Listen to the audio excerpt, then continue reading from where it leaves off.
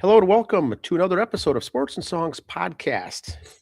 My name is Dan. We're here with Andy, the co-hosts for a Sports and Songs episode season 7, episode number 14. Tonight's our sports edition. Andy, how are you? Good. Got big news today. Big So, weekend. so today is February 9th, 2026. We're joined here with TJ, part of the show, the Bison Bitz. We're going to talk a little North Dakota State University Bison football, the big news today. Welcome to the show, TJ. Yeah, well, thank you very much for having me. Yeah, TJ, part of the Beer Belly Sports family here with us. Yes, yes. So Andy, announce to the listeners the announcement that came out, and then we'll talk about how TJ fits into this and his background, because this is going to be a good show. Well, there it is, the Bison, which we've covered here. The whole time on the show, we're not bandwagon jumpers. Since day one, we've pushed the Bison. They've made the big step and finally joined the Mountain West.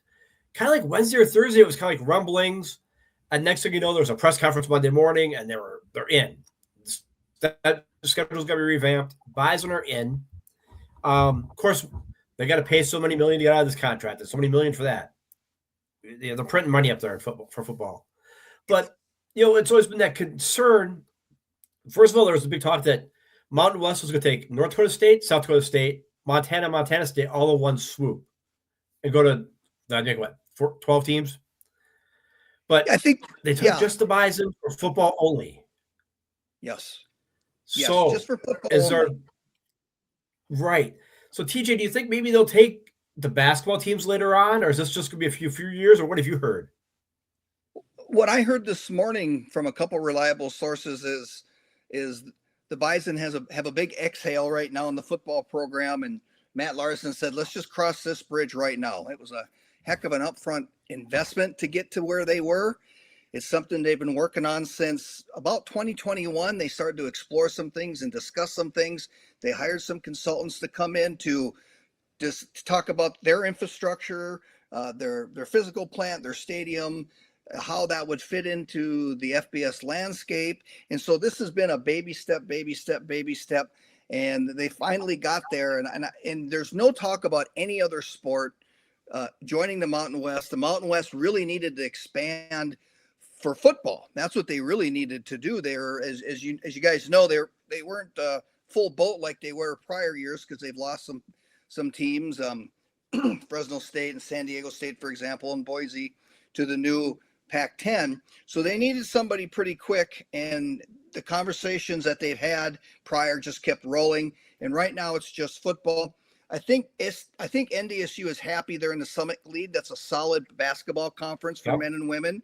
They like that they're in I think it's the Big 10 for wrestling. I want to call it the Big 12. Big 12. For wrestling. Yeah, the Big 12. They like being there. And I think it's logistically good. And I think cost-wise, just to have the football program over, because that's a hell of an expense. I think they're comfortable right now with where everything sits. Yeah, you look at the map. I don't have a map here, but all these conferences are getting just huge for geographics. So the Bison will go, they've still got Northern Illinois, so that's not that far a drive. They've covered that one. Yep. UTEP will be kind of a drive down south. Then you got San Diego State and Hawaii. So there's going to be some trips there. Now, Hawaii is going to be every other year. Yeah. And I don't know the Mountain West schedule. That's even if you play Hawaii every year, so. I think they probably would be every other year. They would go to Hawaii, etc. I think going to Laramie to play Wyoming's not a bad trip. Boise State. Yeah. Well, Boise will go over to the new Pac-10. Okay. But I was going to say the Air Force, who's kind of on a downslide right now, but that's not a bad. Colorado Springs is an easy drive because of the interstate system, and it's an easy flight to Denver to rent a car to drive down. So there is going to be some games that'll be easy to get to, and Vegas is an easy flight. You can take an Allegiant flight in a few hours, you're in Vegas too. So UTEP, you're right. I think when you look at the schedule, Texas, there's no hop, skip, and a jump to get to Texas. That might be a little bit. And you don't know who's going to be the rival now. Do you still keep one game with South Dakota State on the schedule, or are they off? No, I believe that's going to be done. I believe that it's going to be done. I think they look at Wyoming as their new rival because of the Craig Bull connection. Yep. And funny, he retired this year. He retired this year. So you got the Craig Bull connection between both schools. I think that's going to be a fun little rivalry, and they're not that far, logistically speaking, either. I think that'll be the rivalry, and I just don't see them playing any of the Dakota schools right now. Want to play one school in their non-conference schedule, and they want to play a school. They like to go play a Big Ten school.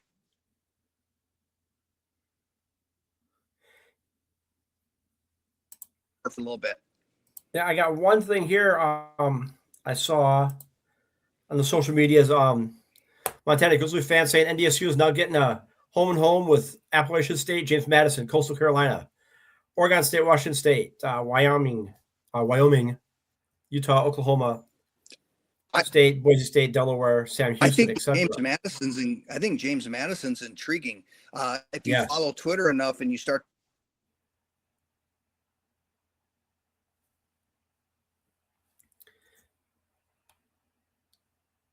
Then I saw one somewhere too. They said there's was it Montana or Montana State? They're gonna play them in Vegas.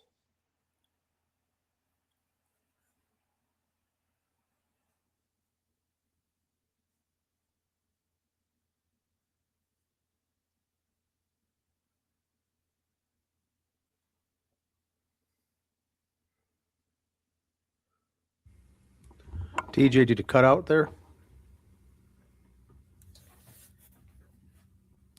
TJ, we can't hear you, TJ.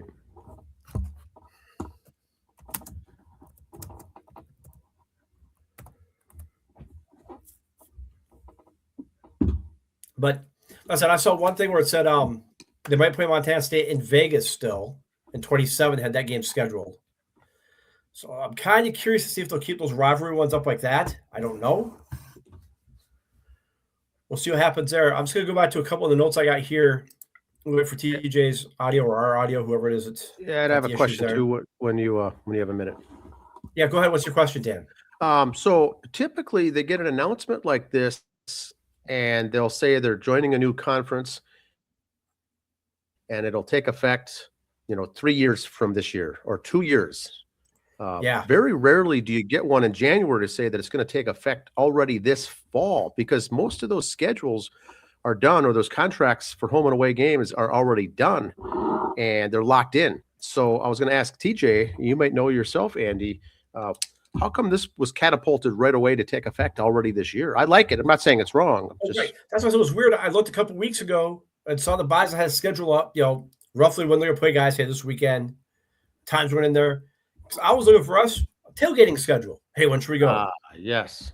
So it's kind of getting some ideas. When's the South Dakota State game? When's this game? When's that game? And then this came up. So I'm like, uh-oh. Well, maybe it's next year.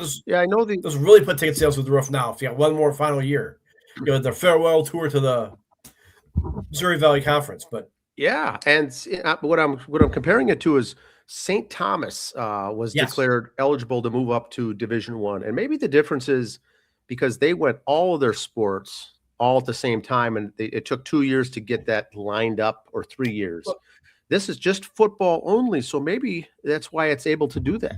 Well, the wrestling's Big 12, which is already a Division I. Okay. Basketball Summit League, you play for the NCAA tournament in March, so that's the big schools. So you're already playing with the big boys, if you will, depending on who you talk to, right off the bat anyway, on everything except for football. And everybody kept saying, hey, that football team would, finish 5th in the Big Ten or 7th in the Big Ten or whatever, So we'll see what happens. I'm very excited for this. Because that question I have for TJ is like, we always said, oh, there he is. There he is. Hey. Hey, TJ. He's back. Yeah. Question I got for you, TJ, is one thing we always talk about with the Bison is they always said, hey, they kind of like being the big fish in a small pond a little bit. Okay, now the competition's gotten tough there in Missouri Valley. They'll probably finish a game above 500. They'll probably make a bowl game. But is it kind of an Eagles hit to them a little bit? because they're not going to be the big fish in small pond anymore? I think that's the fans are worried about. They like the fact that they get to play football in December, and a lot of times they get to go to Frisco or now Nashville for a couple of years. They've got that opportunity. I think the fans really like the big fish in the small pond. It sounds like to me when I listen to the administration and I listen to Coach Polasek, this is the new challenge. I think they like that challenge of being the little fish now in a big pond and growing like they did 21, 24, 25, geez, what year was it? 22 years ago when they went from Division II to FCS. Yep. I think they now like this challenge.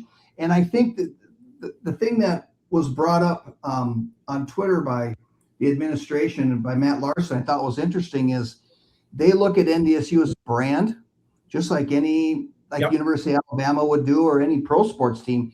And the brand has got stale. They look at the brand being stale. For example, the last playoff game against Illinois State, they had 9,000 in the Fargo Dome, and that just is unheard of. Right. And you start to see it through when you have open season ticket seats that aren't being filled, I think they realized they had to spruce up the brand, and the only way they could do that is work to get this invite to move up to the next level. And that's what they chose to do. And I think that should spur a lot of the excitement and a lot of the people who want to go to Frisco every year. I think they're going to learn to appreciate this. And I think they want to strike when the iron's hot. I think they'd like to see what they can do, possibly winning the division. They're going to ask for a waiver from the NCAA to go right into the postseason, and the Mountain West is going to allow and back that waiver, however that works. I don't know, but and I think they saw what James Madison did, and they thought we might get our butts handed to us. It is what it is, but that's kind of exciting to possibly have that opportunity to play at the very highest level in a playoff. So I think you have some that want to stay because of the big fish little pond, but I think the administration and the staff is excited for this challenge. Well, because the Fargo Dome holds 19,000. And I was looking up beforehand, these other stadiums over there. Okay, Vegas holds 65,000, so that's a different animal there. But it's about 30,000 to 35,000 average. So they're gonna be okay, I think. Is there scuttlebutt in Fargo of a new stadium coming now? I don't see a new stadium coming. I just don't see the Fargo Dome is controlled by the city, so you have a new mayor coming in, or at least there's an election coming up. I don't see that probably happening. But last year there was a proposal to the voters of Fargo to renovate the dome, add a few more box seats. They were going to probably only add 3,000 or 4,000 more seats, but they're going to create a bigger concourse and a bigger standing room only area, and that got shot down. And I think once this election's over this fall, I think you might see that get rekindled again with the possibility of that expansion. A new stadium, I haven't heard anything. No. Okay. I don't know where it would go, to be honest with you. Yeah, NDSU is so headstrong about having it on campus. I don't know where it would go. It'd have to stay on campus if you ask me. If you go off site with it, that's silly. Yeah, I agree. That's just silly. Now, like we said before, when you're off there, the wrestling's already Big 12, which is major conferences, I guess, if you want to call it, Division I. Basketball's Division I, because Summit League plays Division I. So it was almost kind of waiting for football to join. We talked earlier. Do you think South Dakota State might be wanting to join a conference now next year? Montana State might want to move up next year? Or are they going to sit back and go, okay, this is our time to shine? That's a really good question. I had thought about that this morning. I know there are some schools that have, like Youngstown State, for example, are glad the Bison's leaving because they feel that now they've got a little bit of an opportunity to do something. Right. And I think this morning, now that reality is set in, I think there are probably more SDSU alum and admin and that are probably thinking, well, maybe that isn't a bad idea. I think some of them feel a little left out. I think Montana and Montana State are feeling that a little bit too. They weren't 24 hours ago. If you follow enough on X, I don't think, but I think maybe reality's setting in. And I think SDSU feels left behind because they joined with NDSU when they went the D2 route to FCS. They went together. both administrations still communicate on certain avenues, bounce ideas. That the fans get after each other, but I think the administration have a lot of respect for each other. I think maybe they feel a little left behind, but I don't know if SDSU's got the dollar power to do that, because I'm assuming the Mountain West is going to want to get back to that number they're used to having in terms of members, and SDSU would be an absolute great selection, and either Montana school would be wonderful as well.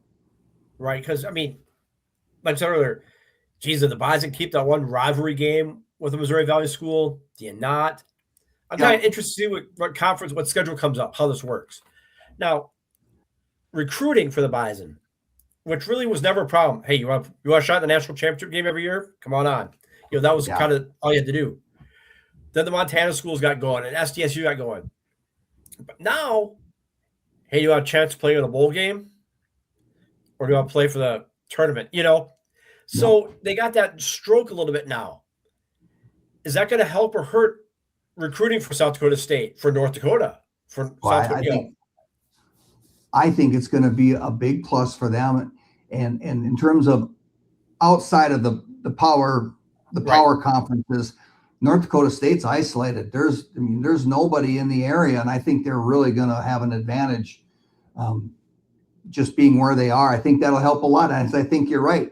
If you're sitting there and you have a chance to maybe go to the University of North Dakota, which is a really strong program and it's growing, or either Dakota school, and you're thinking, I got a chance to play in a playoff. And then Tim Polasek sits down with the same young man and says, you're going to play FBS football. And the way the playoff structure is still structured, you have a chance to play in a major college playoff football game. Holy smokes. That's awfully hard to turn down. And that the Bison are going to get 22 more scholarships on top of it. They could be quite the recruiting juggernaut. They could be quite the diaper dandies when it comes to recruiting in the Midwest. And okay, I'm going to say this with my Bison pride here, because a draft pick's a draft pick. Let's do our Bison history consecutively. Brock Jensen, Carson Wentz. They've had 5 straight quarterbacks, 6 after this year getting drafted. So now Carson's always really been a starter and done anything, but still, they were all drafted draft day. Yeah, that's going to help. Now you're an FBS, so holy cow! Why would you not want to go here?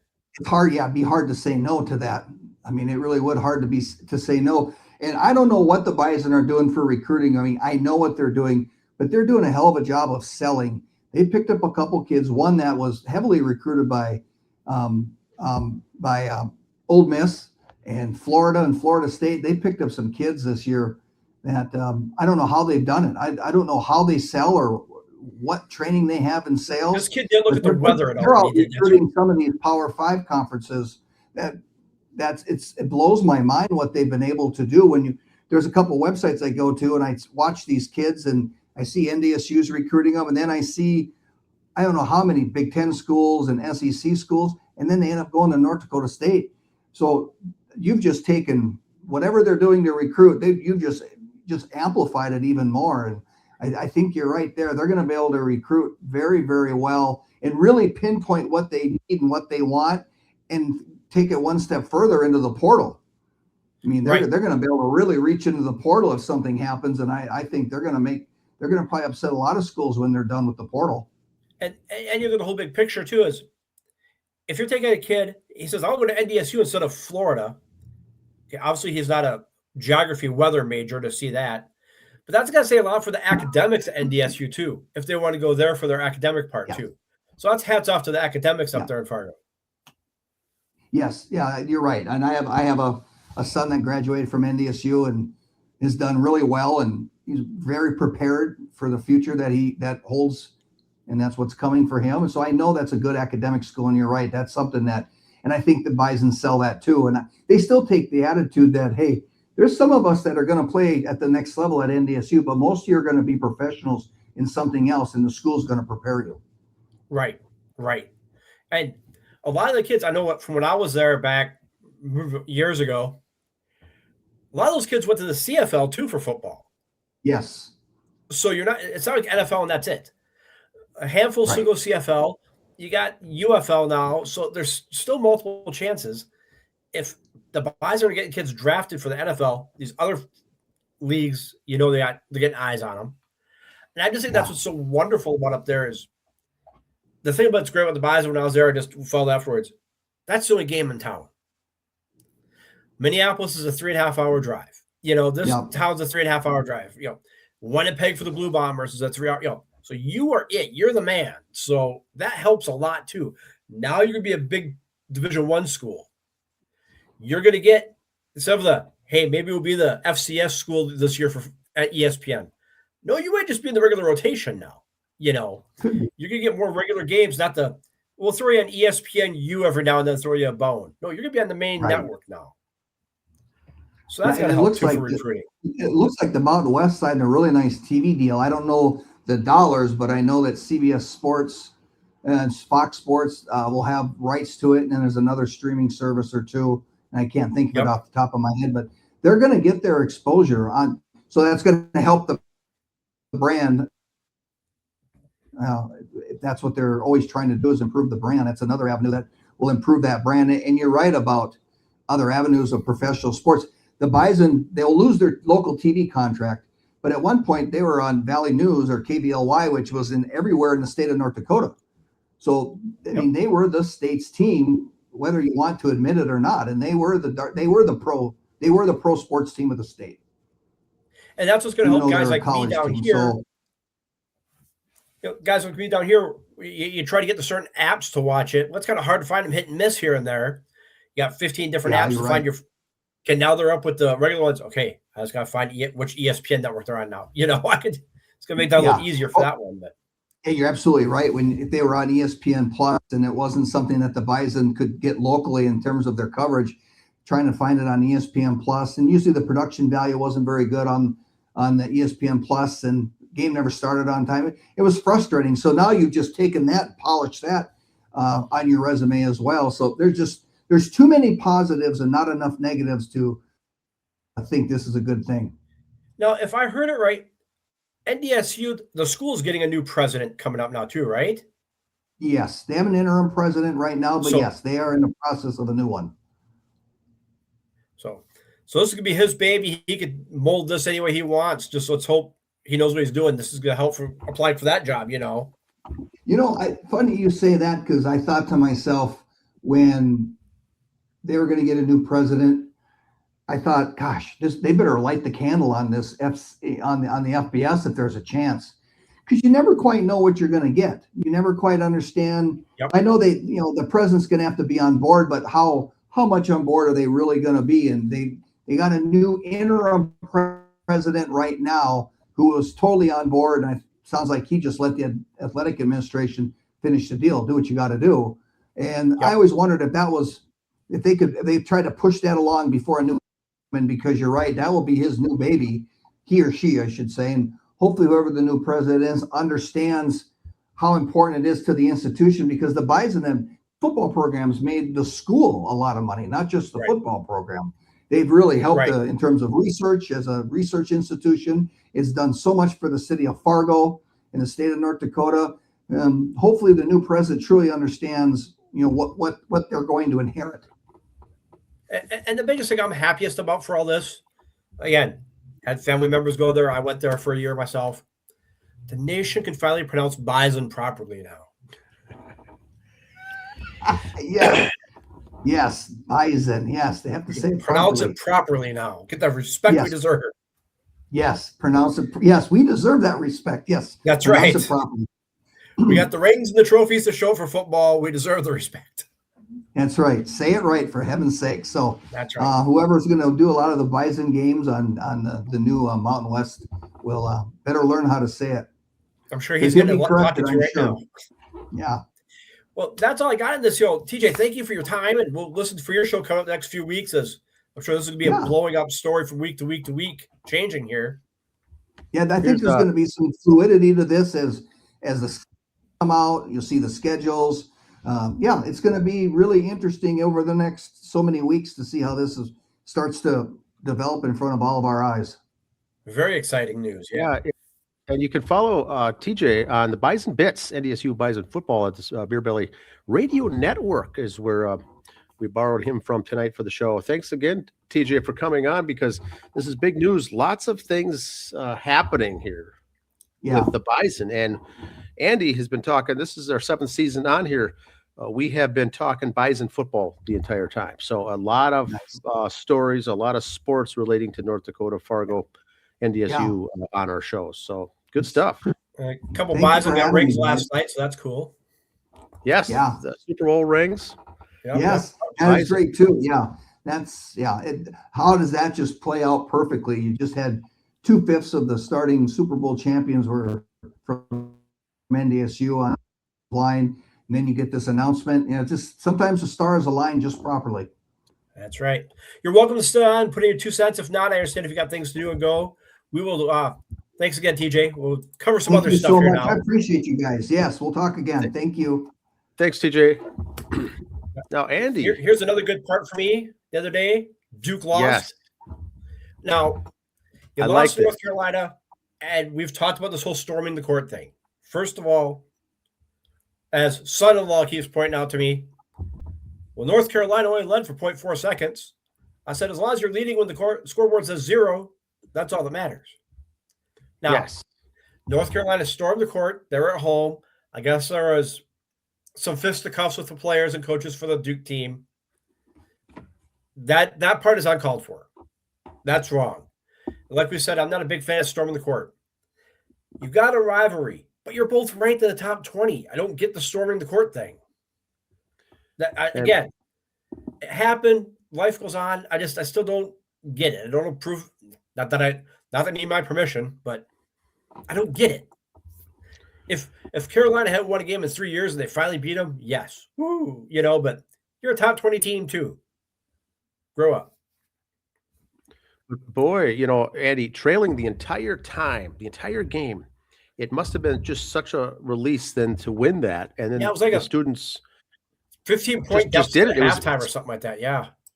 Was it a spontaneity thing that they just did it at the end of the game? It didn't seem planned, but after being down all game long, it just couldn't help it, maybe. Well, let's play the conspiracy card a little bit. Yep. If you watch some of the highlights, which I've been posting on social media to mostly rib the son-in-law, the team always has a guy, a scout, or someone recording the game separate up top in the rafters. That last play, he wasn't recording the play. He had this camera set on the guy who made the shot, which tells me that was a set play. It wasn't like, oh, look, he's open. He knew the play they were running. He had the camera set on him. Okay. Was it dumb luck? Did he just bump the camera and he was watching the game and it happened to be on him? No, I do not buy that.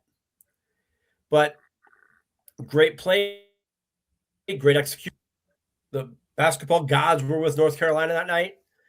But like I said, Duke loses. The Seahawks win. And the other greatest part of the trifecta, pitchers and catchers reported today. It doesn't get better. Well, it's going to get interesting. Yes, everyone's going to be reporting now officially. There's guys there working out. The pitchers and catchers are going to be there. And then we get this, World Baseball Classic coming up next month. Yeah, that's in a couple weeks. I'll start a couple, 3 weeks, those games. That's a 2-week affair. And so lots going on. We're really going to shift to baseball here going forward after that Super Bowl finish. There's still a lot of trade talks going on. Right now at the Mets, they've made their pickups. Okay, Beatty and Mark Ventos are names that are coming up with trade talks now. It's spring training. I get it.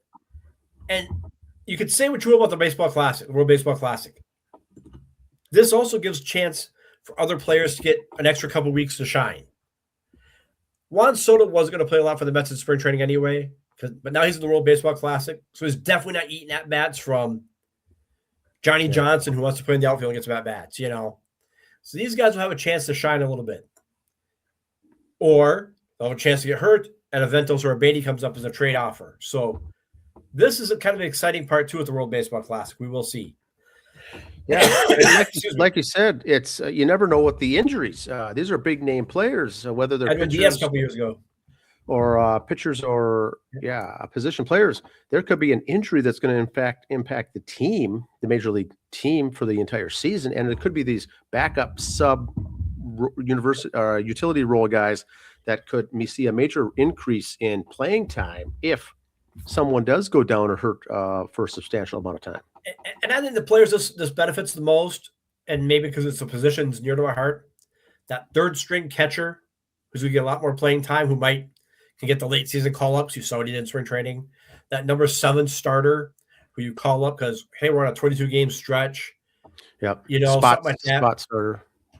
Those are the guys this is their moment to shine to me. That's the guys you're really looking at. Yeah, and once that starts, I was looking at it today. It's really just pool play for that first week. Yeah, they're playing all the other teams, and then you get into the medal round, the bracket. Basically, that second week takes up that second week. And it's kind of like the Olympics. Tournament. You know which 2 teams are going to make it. God forbid someone's hurt themselves. But here's some of the odds from FanDuel. Over under for wins. Of course, it's all end of half games, so there's no pushes. They have the Twins at 73.5 wins. You got a case of hams that says they're going to do better than that, Dan, or we're just going to let that ride? My bet is at 85. Oh, so wait, no, I've already got a bet for a bottle of bourbon. So at the 31-15 mark here, it's always case of hams. Yeah, I'm sticking with the 85. Now I'm a high guy. I've been always very positive on the team. But typically, if you're a writer or covering Major League Baseball, the Twins are one of those teams that you can't. There's no love for them. So I think a lot of the local fans, follow these sports writers and whatnot, and it's tough. You get your whole starting rotation coming back. Essentially, most of your big stud players are all coming back.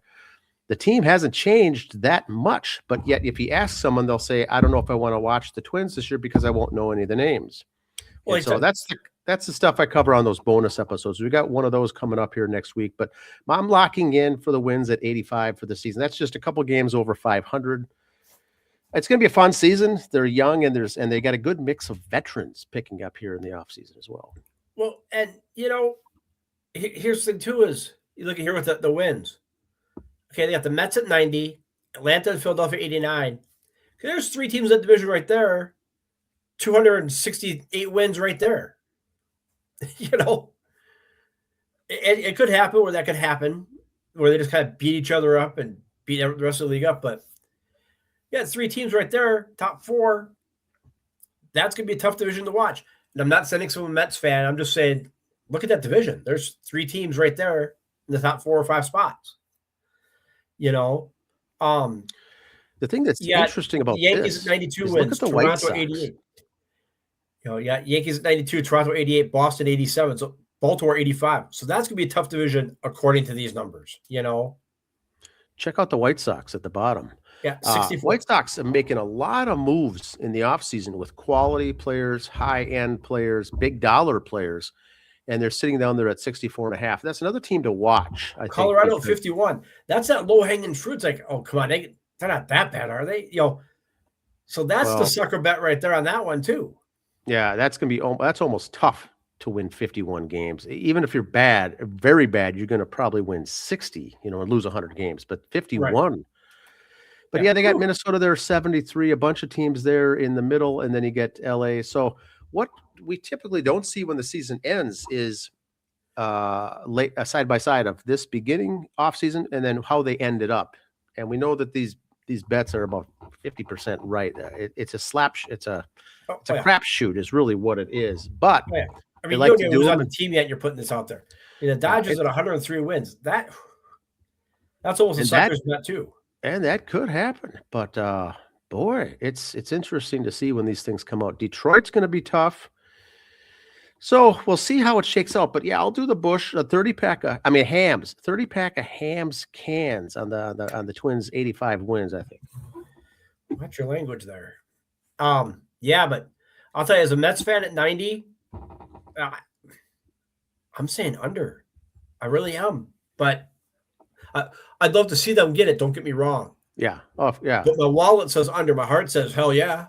My wallet says, whoa. And Atlanta did not have a good season last year, and they've got them at 89. They got everybody healthy now, though, too. Okay. So, It's fun. It's always the best time to follow baseball because everyone's healthy. The off season's done. Everyone's reporting to camp, and every fan, regardless of what team they're rooting for, is all excited this time of year. It's fun. Yep.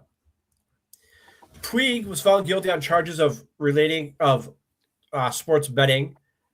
Class A, the Cleveland sports betting. All these guys getting nailed now for betting, so we'll see what happens. Well, Andy, you called it, a year or two ago by saying that some of these strange plays that we see, some of these strange basketball plays and pitches and pitchers, and now you see these things coming out when dollars are involved. Boy, it's not to say that the sport or the game is rigged, but at the individual level, it more likely is or could be. It's hard to say that it's not. I mean, they still won the game. He just, did I commit an error? Oops. Basketball. I didn't get as many assists. Oh, well, we still won though. Yeah, it's down at that micro, when you micro versus the macro, looking at it from the big picture to the small. Yeah, probably. It's kind of, you look at the movie 8 Men Out. That's how they picked them. They just found the little guys who, wait, this guy don't make throwing errors like that. What the hell? They kind of picked it apart that way. Speaking of, that shouldn't affect the game. Javi Baez cannot play in the World Baseball Classic because of smoking weed. Major League Baseball says smoke all the weed you want. World Baseball Classic says no. Since he tested positive for substance in 2023 at the World Baseball Classic, he's got to do a 2-year suspension from the World Baseball Classic. He can still play Major League Baseball. Blaze up in the dugout all you want.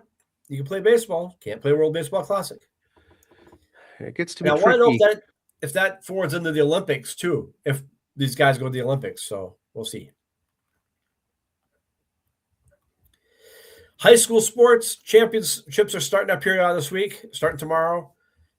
Kind of gets fun now with the Olympics. You kind of see, alpine skiing. Hey, I've seen that on TV, And there's a perfect shot for you, Dan, for Valentine's Day weekend with the missus. She's in the coaching dance and judging dance. You can take her down there to watch that Valentine's Day weekend in St. Paul. It's team and high kick. Perfect Valentine's Day special there. Yes. Spend the weekend with your wife downtown and win-win. Everybody's happy. And then, of course, we got girls hockey, gymnastics and wrestling then February. Of course, March is boys hockey and basketballs and stuff. For those of wrestling's that extra day now because of the girls are too. They are extending out. So that's at an extra day. And section tournaments are starting. And speaking of, congratulations, back-to-back WCC champs, Watertown Mayor. Congrats. Wrestlers, there they are. Friends of the show, most of them. Some are probably mad at us, but most of them like us. It's a good group. It's a good group there. Yep. It's be a tough next year. They got 4 seniors graduating. So it's going to be a tough one next year if they go back to back to back. 3 titles in 4 years. We'll see what happens next year. And that's what I got, man. I just got a couple other things I said. NASCAR starts next week. Daytona 500. And then one thing for those of you who say it, everybody always says the day after the Super Bowl should be a holiday. Okay, man up, cowboy. How many times we were in our not quite 20s, early 20s, and we go to work hungover after a weekend? Come on, really? Man up. But next year, the Super Bowl is on Valentine's Day, and the next day is Martin Luther King Day, so there's no school. Some jobs are closed that day. Oh, really? Now, and this is most jobs are still open though, but some will be closed. Was it President's Day or President's Day? I'm sorry, President's Day. But still, a lot of stores are still open too. Retails are still open, everything else. Oh, interesting. Some businesses might be closed, some might not. So here's your one shot. I've test it out. Move the Super Bowl back up to a noon kickoff. And then you can party up all you want at night, and you're good. And still, it wasn't done that late. When there's more pregame than game, I don't know. Yeah, it's just a full day. And my wife mentioned yesterday too that could you just have it on a Saturday and be done with it, and then stay out as late as you want, and then have your day to sleep in. You don't need the take a day off the next day. Have it just be a Sunday. And then Sunday TV could be all the post game stuff and all the highlights and reviews and talks, and there's more TV money for you. The commercials were good. I do like watching the ads. The T-Mobile one was good with back. Was it NSYNC? Did the T-Mobile? That was okay. No, The- Backstreet Boys. The Backstreet Boys. They all look alike to me. The one about getting the prostate exam for guys, loosen your tight end. That was kind of a good one. Haha, you know. That was good. A lot of like, what the hell is this commercials though? Maybe I'm just old, but I've gotten so spoiled. That's just a regular commercial. This is a Super Bowl. What are you doing? Now, Yeah. the wife did get a little misty during the Budweiser one with the eagle on it. That was kind of cool. Oh yes. That was kind of neat. But usually the commercials weren't that bad. And I didn't want to go down this road. A halftime show. Yep. Like I put on my post on before. That's not my genre. So don't ask me how I thought, because I didn't watch it. He's a very talented entertainer. He's got all the hits on his streams and very talented man. Don't get me wrong. Just not my thing. So I didn't watch it. I do something else. It's a longer, halftime anyway. It's a longer period that you can get some other stuff done around the house or whatever. While they're showing that, there's not many commercials to watch on it anyway. So I just use it as the break. I haven't been a fan of the music. Too is you got 3 national anthems before any goes. These guys are used to warming up, going in, and now they warm up. Now they got to wait almost an hour to come out because you got your pregame concert and all this other junk for that. You got a longer halftime show.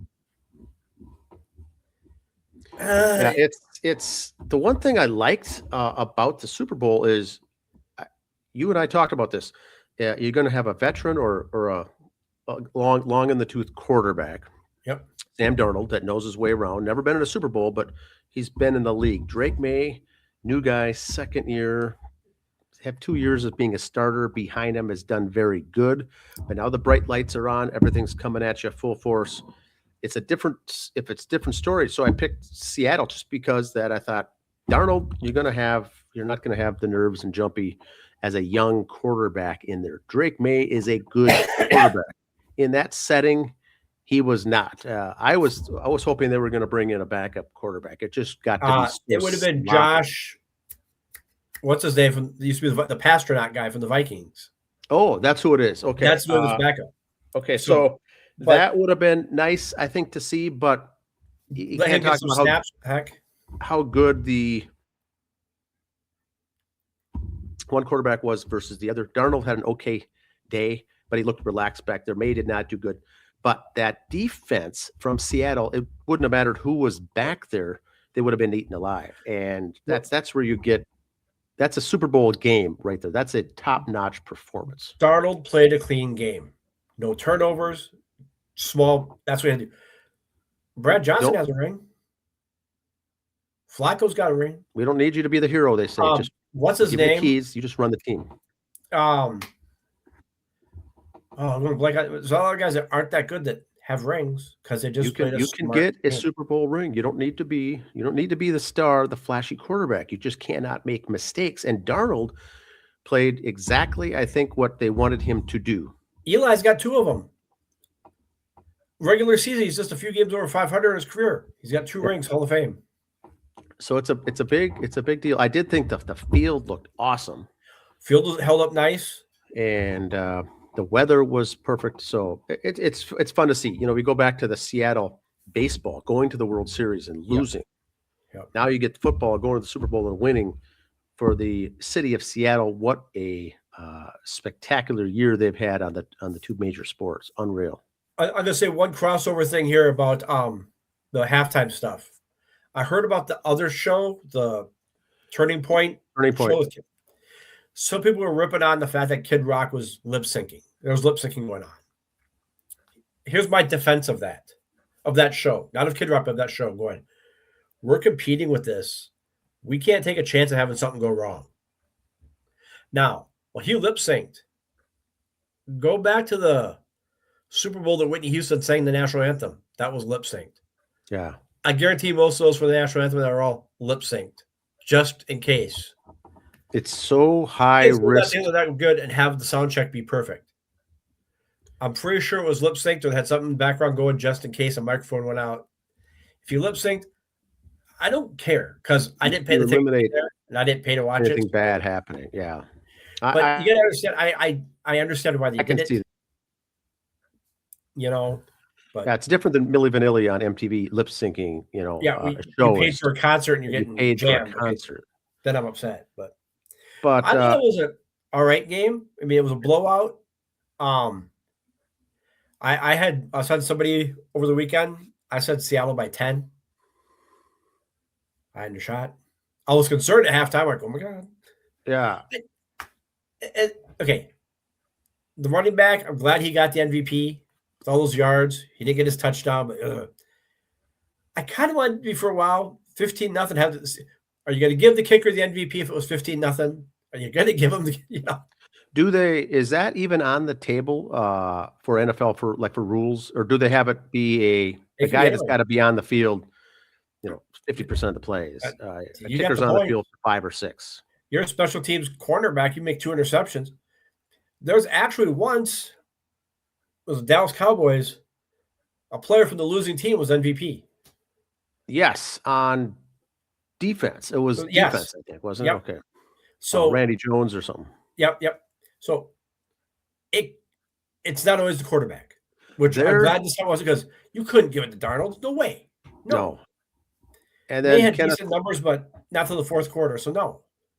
Kenneth Walker, the third, comes up with that huge pass, goes all the way to the end zone. It's called back on a flag. That would have secured it. Obviously, for him, it didn't happen. It got pulled back. They ended up giving it to him anyway. But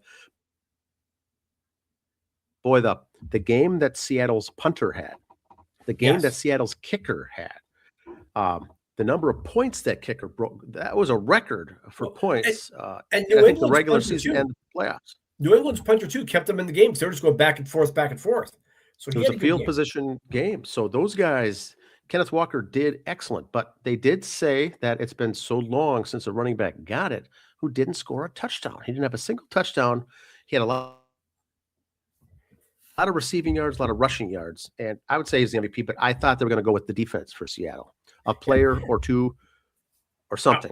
I was kind of hoping that when JSN went down for the Seahawks, the receiver, you never want to see anyone go down first of all.